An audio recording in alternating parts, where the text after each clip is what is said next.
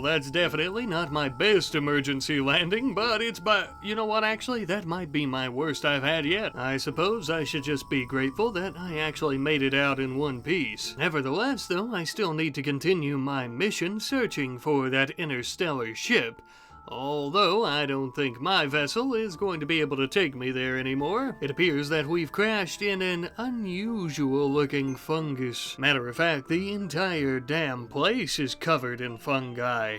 There also appears to be a darkened sky with the smell of sulfur in the air. Not the nicest place ever, but it is kinda pretty here, and besides, these darkened skies might just give me the cover I'm looking for until I rebuild my vessel, away from the prying eyes of enemy forces. To be honest though, it doesn't look like much of this is salvageable, but I suppose we could melt it down to use it. We'll see. In my search for the interstellar ship, I could just walk to it on foot, venturing there without any type of aircraft, but as you can see, the entire planet is covered in alien enemies, so I don't think that's the best idea. My brethren at the UNSC might be able to assist me, but I won't be able to get any reinforcements from them as they're a bit too busy warring with the insurgents, the Covenant, and the outcast forces. Yep, I'm all on my own. Well, best I not waste any time. I need to start chopping down some of these larger mushrooms for some wood.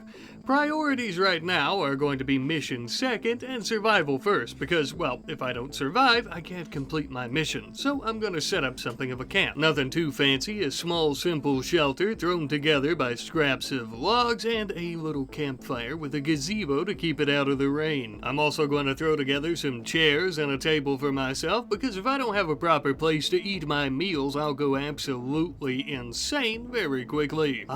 So well for the first night in this great big fungal infection. I suppose it's night. I can't really see the sun at all, and my little canopy here is leaking water.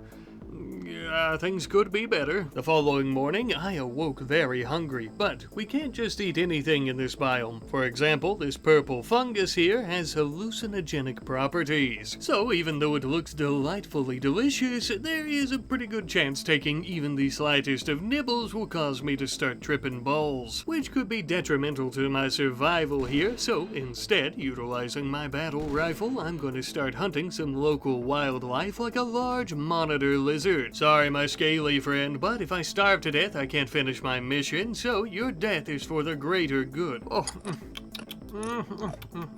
Lizard never tasted so good. Now we have a semi-decent shelter, but we need some defenses. Luckily, there just so happens to be some ruins in the area that are made out of stone blocks like granite. Just what I needed to start building myself some proper walls and embrasures. These are going to be absolutely crucial, not only just for warding off threats, but for giving me the upper hand, allowing me to take cover to fire at any enemies coming towards our camp.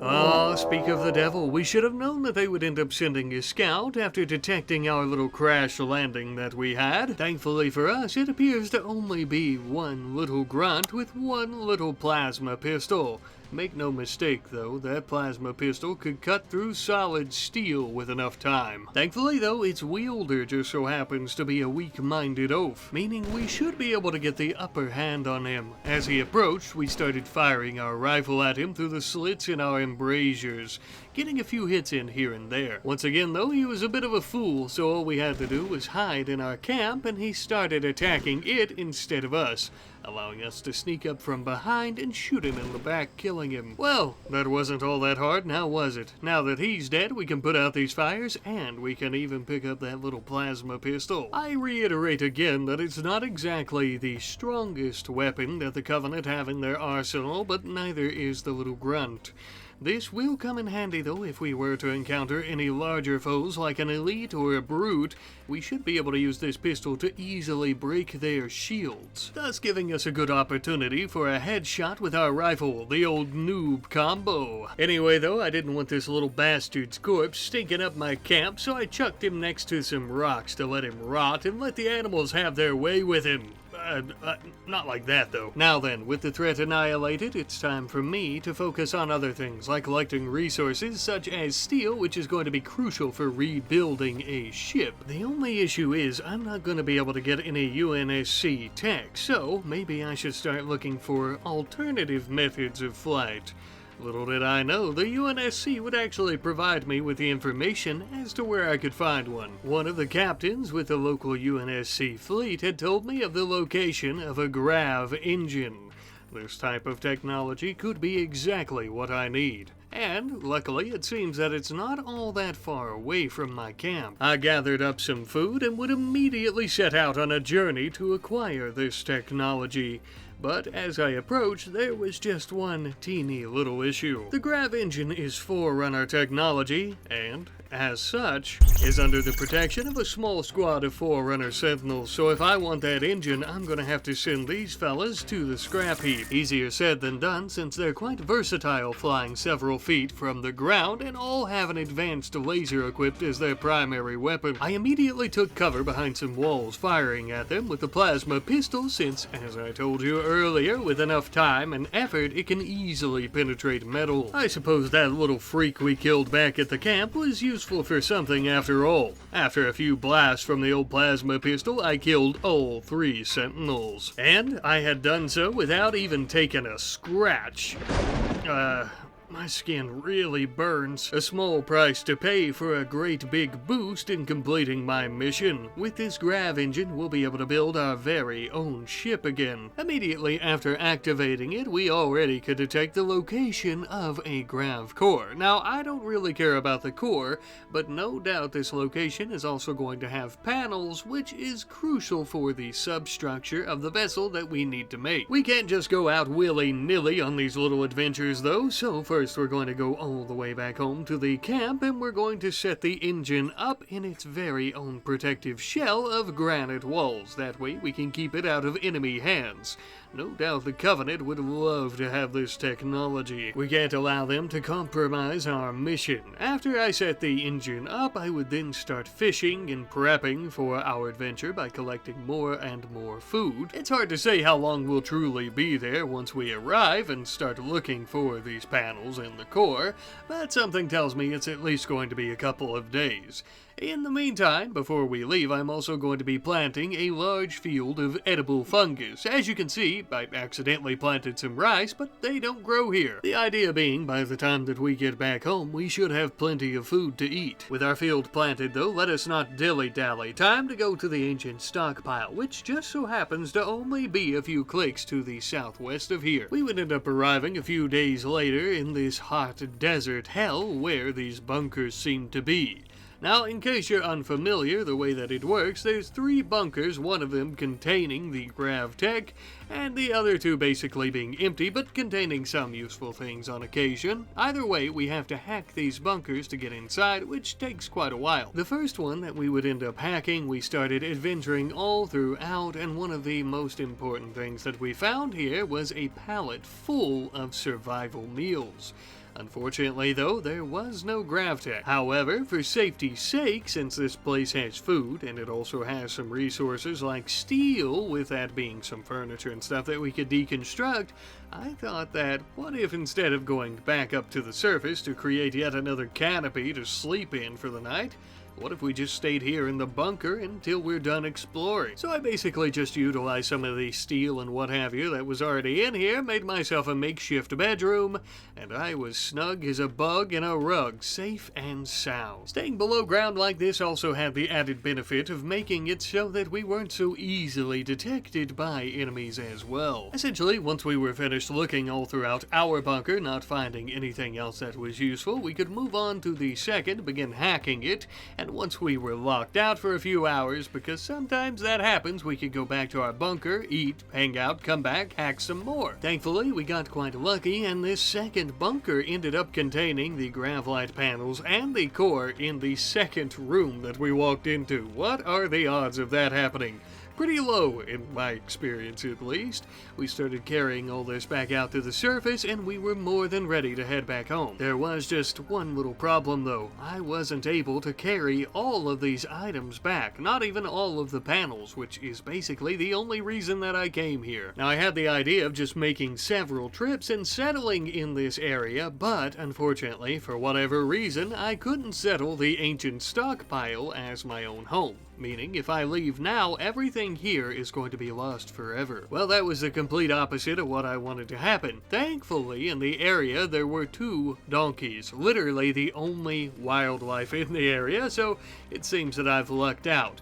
After about 4 or 5 days of attempting to tame them, eventually I finally got one. Thankfully, with my new pack animal, I would be able to bring all of the panels and the core and even the survival meals, as well as a couple of other things back home. This little fella is a lifesaver. Quite literally, I wouldn't be able to finish my epic mission of getting off this planet with the interstellar ship without him. I think he's earned a name. Hot Dog. No particular reason. I just like it, but thanks to Hot Dog's hard work, we can finally get started on the substructure of our brand new vessel. The vessel that is going to fly us around the world in the skies, over the oceans, and thus into our sweet victory. I must say though, this entire time, I didn't really mind being alone, but at this point, building a ship all by myself, I really wish I had some helping hands, because this process took a lot longer than I would have liked for it to have. On the bright side though, earlier while we were out adventuring, we did finally retrieve the location of the ship to the stars. Now the only thing is, well, getting our ship built and getting over there, of course. As we would have guessed, it is quite far away for the most part, and trying to get there on foot would have ended up in our ultimate demise. So I think we're going in the right direction. As we were working on our flight plan though, something much worse than the Covenant arrived. This is a flood carrier form, basically a space zombie, and even the smallest scratch could completely turn us within seconds. I wasn't going to take the chance of letting this big bastard sneak up on our camp in the dark, so I decided to kill it preemptively, and out from it burst 4 infection forms who tried to chase me down and wrap their tentacles around my throat, but thankfully I would kill them as well.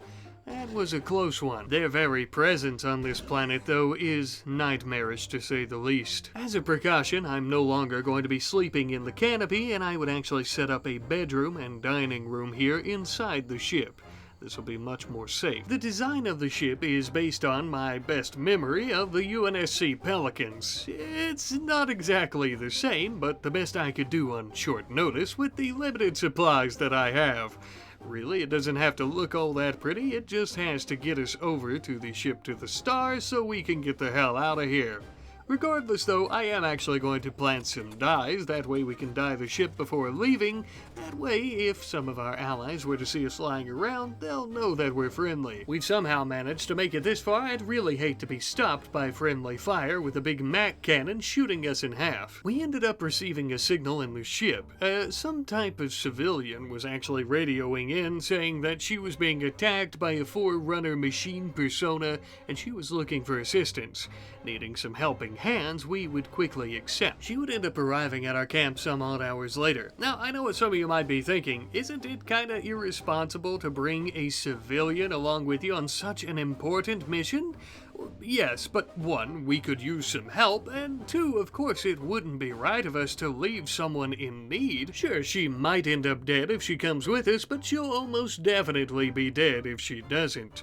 Besides, look at that mining skill, ooh la la. From a military perspective and fighting perspective, we really don't need any gold, but having her mine it out, we could end up trading it for some useful items if push comes to shove. So we let her collect some stuff like that, as well as steel and other materials that we knew we would need. Having her retrieve that type of stuff really freed us up to do some other useful stuff, like building a machine gun turret onto the front of our ship, which will help us defend ourselves. Now comes our next issue though. We need to fuel up the ship before we can actually go anywhere and do anything. Where are we going to get the fuel, though? Well, it just so happens that our fungal jungle home here has quite a substantial amount of boom shrooms, which naturally produce chem fuel, the type of fuel that we can use inside the ship. I think you see where I'm going with this. Now that the ship is finally fueled up, the last thing we need to do is to give it an adequate paint job with all that dye that we've been growing. Nothing too fancy, of course. We're just going to be sticking with a typical UNSC Pelican green, and I think that it is starting to resemble one a little bit better now. Before we launch out, though, we have a request from a Forerunner monitor, apparently in exchange for using some type of experimental forced weather on our area here. They would end up giving us a map and some plasteel. Between me and you, I don't care at all about that map, but that plasteel could really help us. Of course, we accepted getting our plasteel shortly thereafter, and we would immediately put it to good use in a machine gun turret that we can use to defend our ship from the back side, where our automatic turret cannot reach. And with that, my friends, I think that we are finally ready. It's time for us to complete this mission.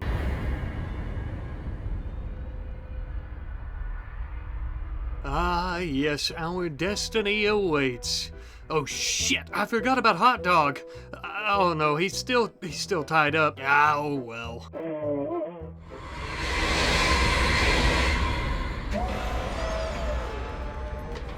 Well then, it appears that we've arrived, but not quite in the area that we wanted to.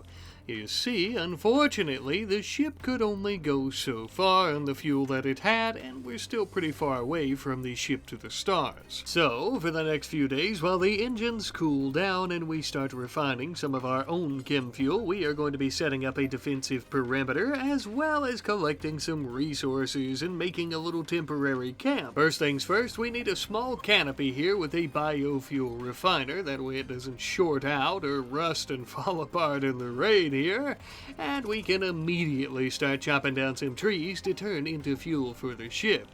This process might go a lot smoother than I initially thought. Or perhaps not. It looks like a small group of outcasted aliens is coming to fight us and try to kill us, and you know the gist by this point, I'm sure. The outcasts are essentially an alien militia force. They're not quite as well equipped as Covenant forces, but they're still just as dangerous to humans. The both of us would rush straight into action, Tomako moving the machine gun turret and quickly laying down some cover fire against our enemies, whatever it took to not give them a very clear shot at our heads and bodies with those massive plasma weapons. The last thing that we want to do is become a burnt crisp here on the beach before we even make it to our destination. We had managed to kill the much smaller skirmisher, but the larger one, the brute, he would not be so easily subdued. If we were going to kill him, we would have to take down his shield with a plasma weapon like our pistol first. We began attempting to do this at point-blank range, but we would have to quickly retreat next to the open tails of our ship as he retreated to some nearby rocks. Eventually, though,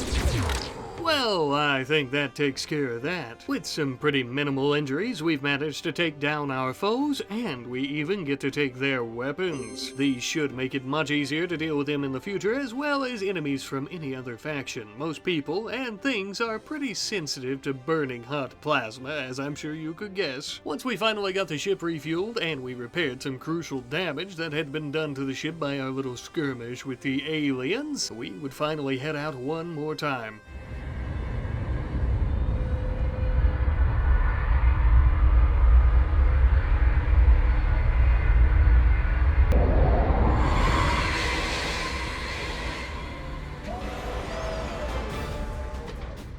My friends, in this sandy, desolate desert, this spicy, hot little biome, our destiny awaits sitting atop many a dune.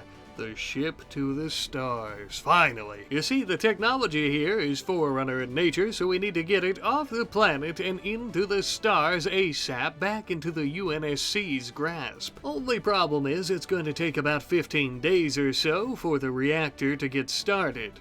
So, I guess we had better start preparing for a fight. It's a good thing that we had collected plenty of steel in preparation for this moment, as we planned on using it for our walls surrounding both of the ships and the embrasures, allowing us to shoot out at our enemies. However, we would damn near immediately, at least the same day, be attacked by some insurgents who had detected the power signature. We had been busy fighting the alien races of the Covenant and the Outcasts for so long, we had kind of forgot how weak humans really are, and thanks to our plasma weapons that we had stolen from our previous enemies, killing these folks was a piece of cake. After killing them, Tomoko would actually strip one of them and put on their flak vest and pants. Now, I know these are tainted, it's gonna cause her to go crazy here and there, but it's better than no armor at all. For the next few days, as we continued getting attacked by insurgents and having to put them down rather easily, we would also end up having to dip into some ancient ruins for materials like stone blocks to finish up our defenses. Once these were completed though, we had something of a kill hallway, I guess you could call it, going straight up the middle. That way insurgents and Covenant alike would walk through spike traps and be blasted by us,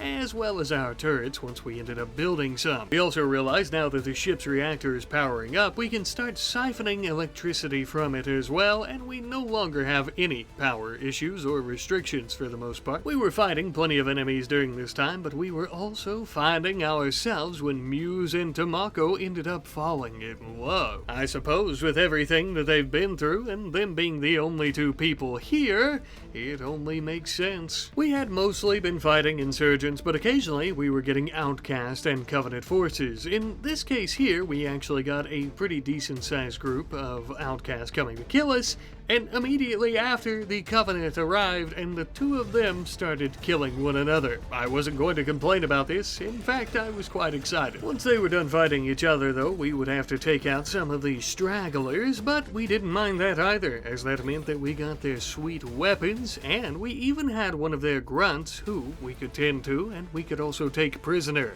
The grunts tend to have very low resistance and will since they're so simple-minded, so it shouldn't take long at all for us to recruit him. We would also spot one of the outcast brutes who hadn't died just yet, and we stripped him of his armor. Surprisingly, it fit rather well on Tomoko. Well, okay, maybe it looks a little silly, but it is definitely much better at protecting her soft squishy bits than that flak vest and pants that we had, and this isn't tainted either. Things were actually going rather well, and for the most part, we were holding off all the enemies that were coming to try to take the power of the ship for themselves and the ship itself rather well. About a day or two later, and Sludwig the Grunt finally joined us. I told you they were weak of mind, but he has heart, and that's the most important part because he'll be able to help us with our defense of the ship. We promised him the flesh of his foes, and we also built him a pretty dope-ass bedroom, so he was content with the whole situation. About halfway through or so of the ship's reactor powering up though, we ended up getting our first raid from the Flood once again. You remember the space zombies that we haven't seen in quite a while in the video? Well, they had sent some pure forms, which immediately died, but then a few hours later ended up turning into hives and ranged forms to defend those hives. I didn't think much of it, and I just set everyone to a specific area so that they're not getting ambushed by the Flood. At first, actually, I kinda liked the idea because I thought they might attack other enemies. And indeed they would, but they would also start producing large tank forms to send towards us to try to kill us. At first, it was only one or two, but as the days began to pass, the only raids that we were getting were from the Flood, and their hives were getting larger and larger and larger day by day. The best thing for us to have done would have been to have attacked these when they first started settling in the area, before they were producing enemies every single day for us to fight off, and before they got to this size. Those tentacle-looking things are also ranged, so if we get too close, they'll start pelting us with their organic bullets and kill us within seconds.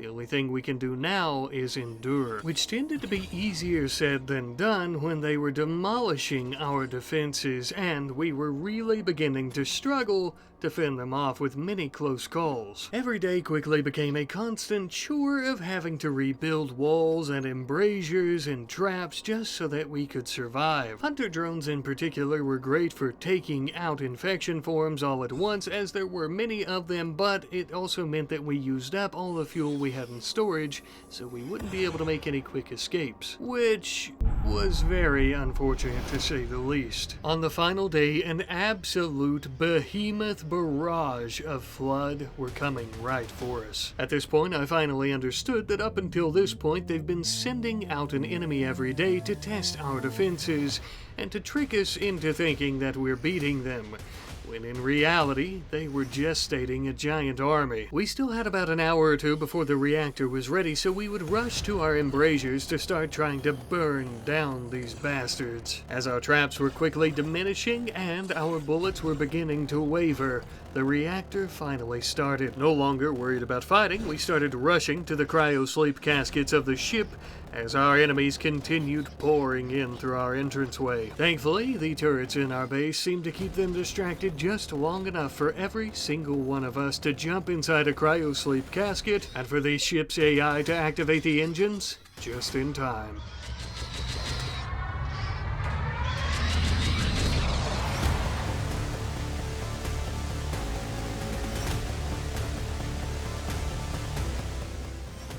Hello! Thank you ever so much for watching today's episode. I do truly hope that you have enjoyed. If you would so like to, you can always choose to watch this video right here as well if you want to see me beat RimWorld in a different scenario. Again, thank you for watching. I love you. I'll see you later. Goodbye.